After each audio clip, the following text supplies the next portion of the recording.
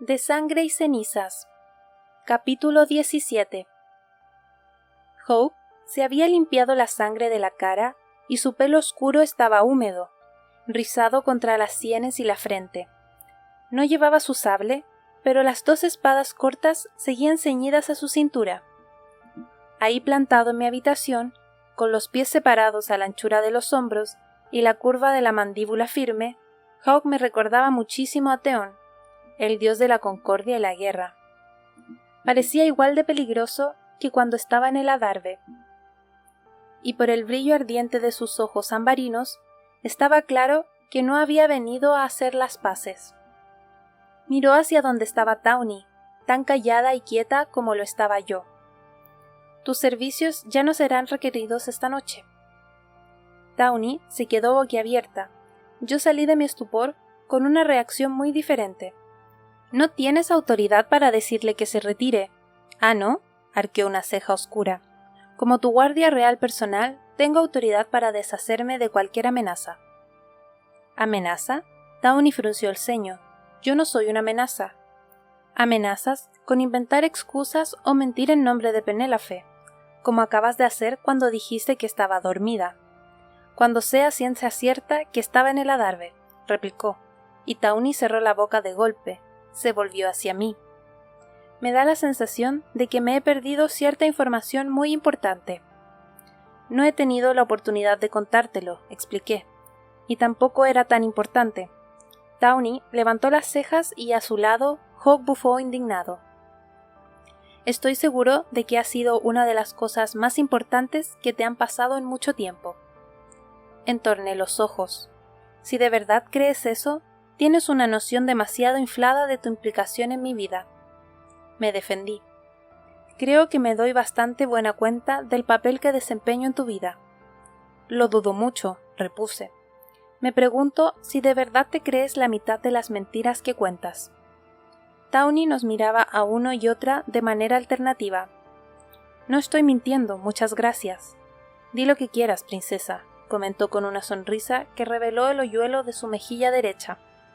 No me llames así, exclamé, dando un fuerte pisotón.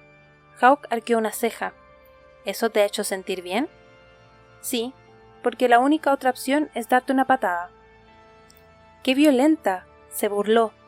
Por todos los dioses, cerré los puños. No deberías estar aquí dentro. Soy tu guardia personal, contestó. Puedo estar donde crea que se me necesita para mantenerte a salvo. ¿Y de qué crees que me tienes que defender aquí dentro?, exigí saber, mirando a mis alrededores. ¿Una pata de la cama rebelde contra la que podría machacarme el dedo gordo del pie? Oh, espera, ¿estás preocupado porque pueda desmayarme? Sé lo bien que se te da atender ese tipo de emergencias. Ahora que lo dices, sí pareces un poco pálida, repuso. Mi habilidad para salvar a frágiles y delicadas damiselas podría venirme muy bien. Ahogué una exclamación. Sin embargo, por lo que me parece haber deducido, aparte de un ocasional intento de secuestro, tú, princesa, eres la mayor amenaza para ti misma. Bueno, Tawny alargó la palabra con tono dubitativo, pero cuando le lancé una mirada que debería haberla hecho salir corriendo de la habitación, se limitó a encogerse de hombros. Ahí tiene algo de razón. No ayudas nada. De verdad que Penélope y yo tenemos que hablar, dijo Hawk, sin apartar los ojos de mí. Puedo asegurarte que está a salvo conmigo y estoy convencido de que lo que sea que hablemos te lo contará luego con pelos y señales. Sí, seguro que lo hace, pero no será ni de lejos tan divertido como verlo en persona, comentó Tawny cruzando los brazos. Suspiré. Está bien, Tawny, te veré por la mañana. ¿En serio?, preguntó, medio indignada. En serio, confirmé. Me da la sensación de que si no te marchas, se va a quedar ahí plantado consumiendo el precioso aire de mi habitación. Con un aspecto excepcionalmente apuesto, aportó Hawk. Olvidaste añadir eso. A Tawny se le escapó una risita tonta. Yo ignoré el comentario. Y me gustaría descansar un poco antes de que salga el sol. Vale, dijo Tawny, con un suspiro exagerado. Echó una rápida vista a Hawk. ¿Princesa? Oh, por todos los dioses, mascullé. Un dolor sordo empezó a palpitar detrás de mis ojos. Hawke observó a Tawny, aunque esperó a que saliera por la puerta lateral antes de decir: «Me gusta. Es bueno saberlo», comenté. «¿De qué querías hablar que no podía esperar hasta mañana por la mañana?» Hawke deslizó los ojos de vuelta hacia mí. «Tienes un pelo precioso», parpadeé, confusa.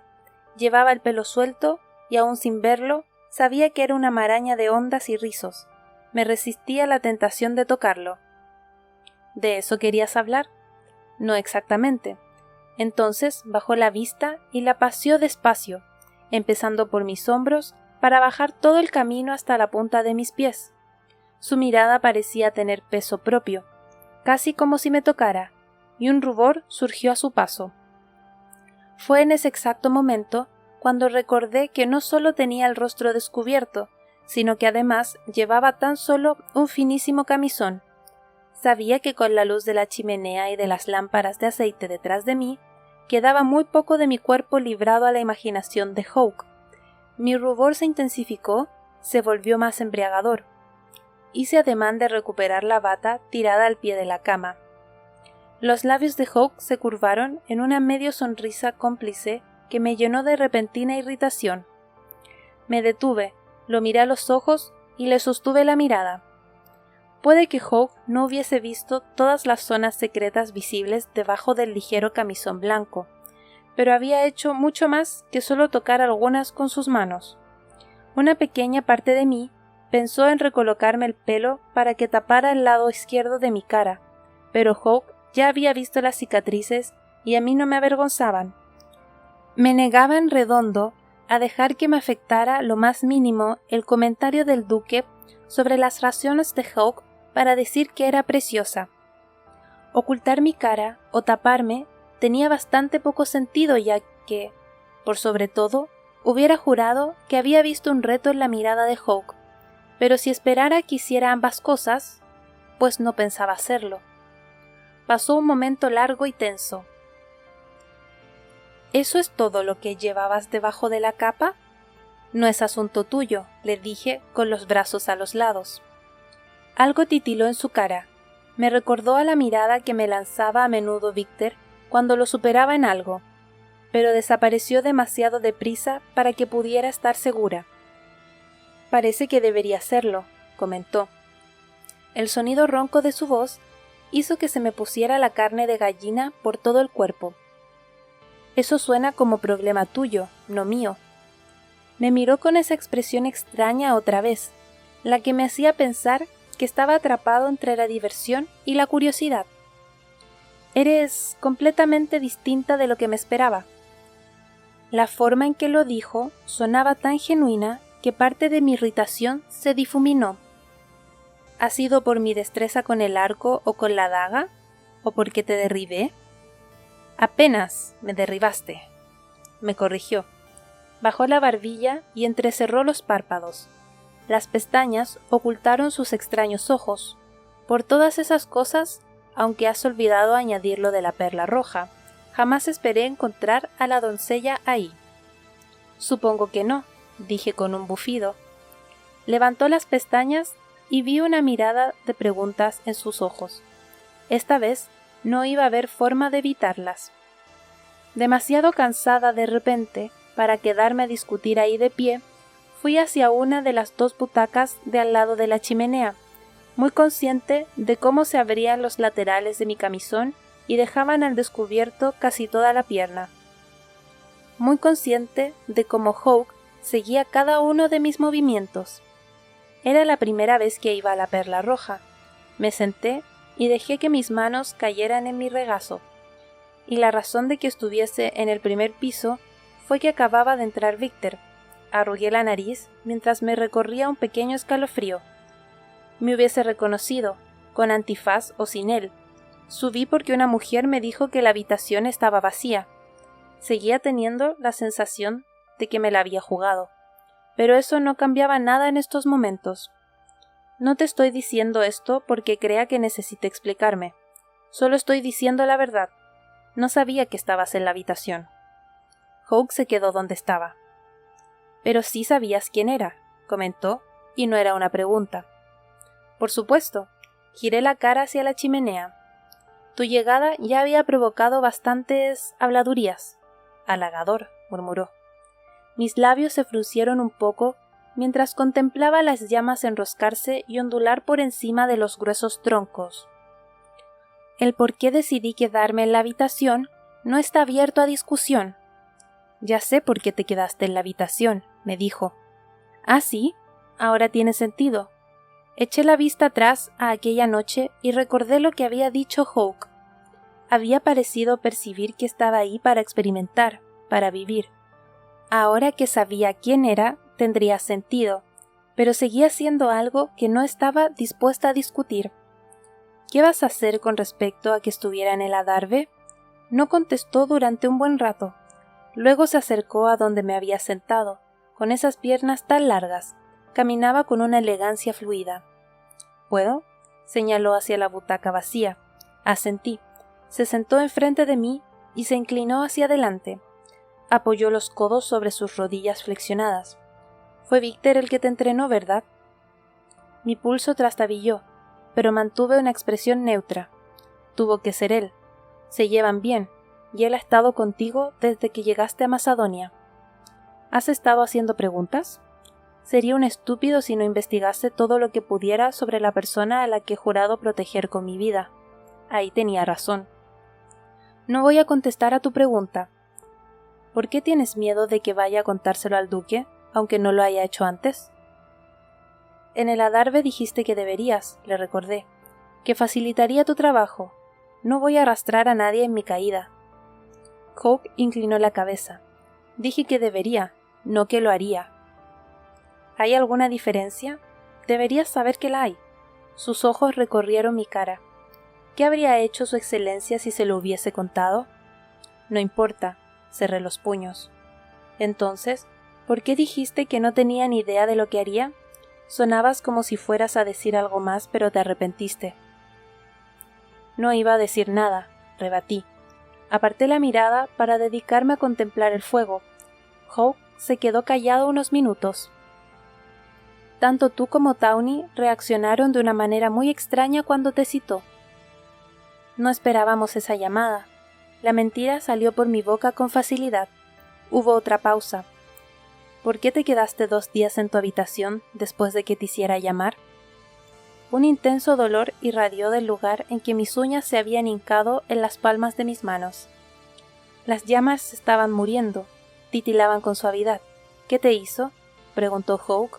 Su voz demasiado suave, una vergüenza asfixiante trepó por mi garganta. Tenía un sabor ácido. ¿Por qué te importa tanto? ¿Por qué no habría de importarme?, replicó, y una vez más sonaba muy sincero. Giré la cabeza antes de darme cuenta de lo que estaba haciendo. Se había echado hacia atrás, las manos cerradas en torno a los reposabrazos de la butaca. No me conoces. Apuesto a que te conozco mejor que la mayoría. Eso no significa que me conozcas, Hawke, insistí, pese a que un intenso rubor invadió mis mejillas.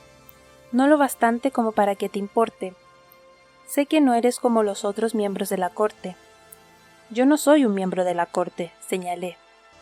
Eres la doncella. Los plebeyos te consideran una hija de los dioses. Te ven como algo más que un ascendido, pero sé que eres compasiva. Esa noche en la Perla Roja, cuando hablamos de la muerte, sentiste una compasión genuina por las pérdidas que yo hubiera podido experimentar. No fue palabrería forzada. ¿Cómo lo sabes? Se me da bien juzgar las palabras de las personas, destacó. No querías hablar por miedo a que te descubriera, pero entonces me refería a Tawny como tu sirvienta, y la defendiste, aun a riesgo de exponerte. Hizo una pausa, y te vi. ¿Viste qué? Se inclinó hacia adelante otra vez, bajó la voz. Te vi durante el consejo de la ciudad.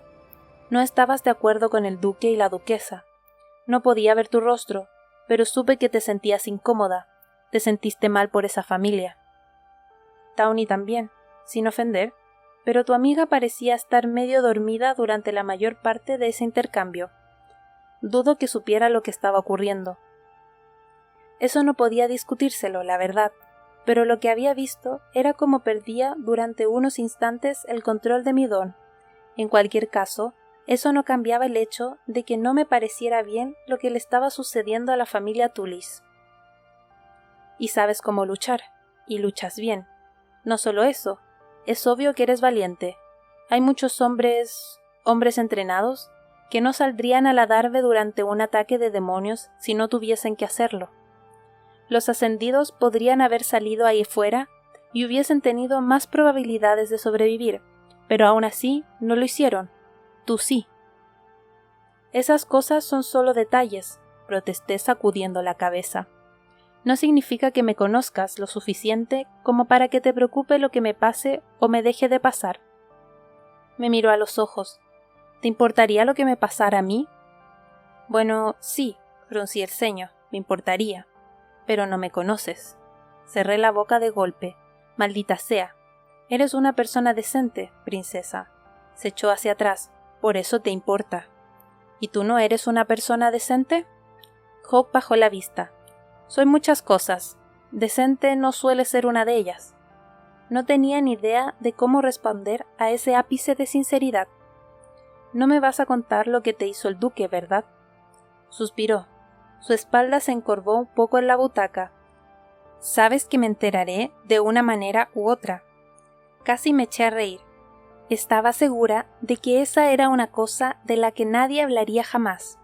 Si eso crees. No lo creo, lo sé, repuso y pasó un instante en silencio. Es raro, ¿verdad? ¿El qué? Sus ojos se cruzaron con los míos de nuevo, y sentí una pequeña sacudida en el pecho. No podía apartar la mirada, me sentía atrapada. Tengo la impresión de conocerte desde hace tiempo. Tú también lo sientes. Quería negarlo, pero tenía razón y era raro. No había dicho nada al respecto porque no quería reconocerlo. Hacerlo me parecía como emprender un camino que no podía recorrer. Saberlo me causaba una sensación profunda y dolorosa en el pecho, y eso tampoco quería reconocerlo.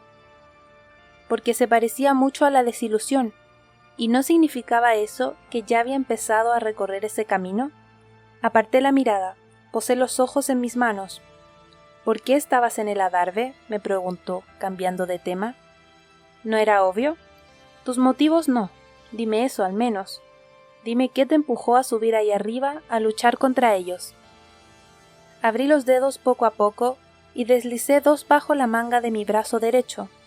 Resbalaron por mi piel hasta que las yemas rozaron dos cicatrices irregulares. Había otras por mi estómago y mis muslos. Sería fácil mentir, inventar un montón de razones, pero no estaba segura de que hubiese nada malo en la verdad. Que 3 personas en lugar de 2 supieran la verdad provocaría de algún modo el fin del mundo, no lo creía. La cicatriz de mi cara, ¿sabes cómo me la hice? Tu familia fue atacada por unos demonios cuando eras niña, contestó. ¿Víctor te lo contó? Una sonrisa débil y cansada tironeó de mis labios. No es la única cicatriz. Cuando no dijo nada, saqué la mano de debajo de la manga. Cuando tenía 6 años, mis padres decidieron dejar la capital para ir al Valle Niel. Querían una vida mucho más tranquila, o eso me han contado. No recuerdo demasiado del viaje, aparte de que mi madre y mi padre estaban súper tensos a lo largo del trayecto. Ian y yo éramos pequeños, y no sabíamos demasiado acerca de los demonios, así que no teníamos miedo de estar ahí fuera, ni de parar en uno de los pueblos pequeños, un lugar que luego me dijeron que no había visto un ataque de demonios en décadas. Había solo un escueto muro, como en la mayoría de las poblaciones menores, e íbamos a quedarnos en la posada solo una noche. El lugar olía a canela y clavo. Cerré los ojos, eso lo recuerdo. Vinieron por la noche, en la neblina. Una vez que aparecieron, no hubo tiempo de nada. Mi padre salió a las calles para intentar ahuyentarlos, mientras mi madre nos escondía, pero entraron por la puerta y las ventanas antes de que pudiese salir de la habitación siquiera. El recuerdo de los gritos de mi madre hizo que mis ojos se abrieran, tragué saliva. Una mujer, una clienta de la posada, consiguió agarrar a Ian y meterlo en una habitación secreta, pero yo no quise separarme de mi madre, y unos fragmentos oscuros e inconexos de aquella noche intentaron recomponerse. Sangre en el suelo, las paredes resbalando por los brazos de mi madre, como perdí el agarre de su mano resbaladiza, y luego manos ansiosas y dientes hambrientos, las garras, y luego un dolor atroz, implacable, ardiente, hasta que al final no hubo nada. Desperté días después, de vuelta en la capital. La reina Ileana estaba a mi lado. Me contó lo que había sucedido, que nuestros padres ya no estaban. Lo siento, dijo Hope, y yo asentí. De verdad, es un milagro que sobrevivieras. Los dioses me protegieron. Eso es lo que me dijo la reina, que era la elegida. Más adelante me enteré de que esa había sido una de las razones por las que la reina les había suplicado a mi madre y a mi padre que no abandonaran la seguridad de la capital, que, si el señor oscuro se enteraba de que la doncella estaba desprotegida, enviaría a los demonios a por mí. Entonces me quería muerta, aunque parece ser que ahora me quiere viva. Me reí y me dolió un poquito. Lo que le ocurrió a tu familia no fue culpa tuya, y podría haber un montón de razones por las que atacaron ese pueblo. Se pasó una mano por el pelo para retirar los mechones ya secos de su frente. ¿Qué más recuerdas? Nadie en aquella posada sabía cómo luchar. Ni mis padres, ni las mujeres, ni siquiera los hombres. Todos dependían del puñado de guardias. Froté mis dedos entre sí. Si mis padres hubiesen sabido cómo defenderse, podrían haber sobrevivido. Supongo que las posibilidades hubiesen sido muy escasas, pero habrían tenido alguna en cualquier caso. ¿Y tú quieres esa posibilidad?, dijo Hope. Un destello de comprensión se iluminó en su cara. Asentí. No. Me niego a ser impotente. No debería serlo nadie. Solté un poco de aire y dejé de juguetear con los dedos. Ya has visto lo que ha pasado esta noche. Llegaron a la cima de la Darbe. Si uno solo consigue superarlo, le seguirán otros. Ninguna muralla es impenetrable, e incluso si lo fuera, hay mortales que vuelven malditos del exterior. Ocurre con más frecuencia de lo que la gente cree. En cualquier momento, esa maldición podría extenderse por esta ciudad. Si caigo, caerás luchando. Terminó por mí. Asentí. Como he dicho antes, eres muy valiente. No creo que sea valor. Volví a quedarme absorta en mis manos. Creo que es miedo. El miedo y el valor a menudo son la misma cosa. Te convierten en una guerrera o en una cobarde. La única diferencia es la persona que reside en el interior. Levanté la vista hacia él, en aturdido silencio. Me costó unos instantes formular una respuesta. Suenas mucho más mayor de lo que aparentas. Solo la mitad del tiempo, dijo. Has salvado vidas esta noche, princesa. Pero murieron muchos, me lamenté, haciendo caso omiso del mote. Demasiados, convino.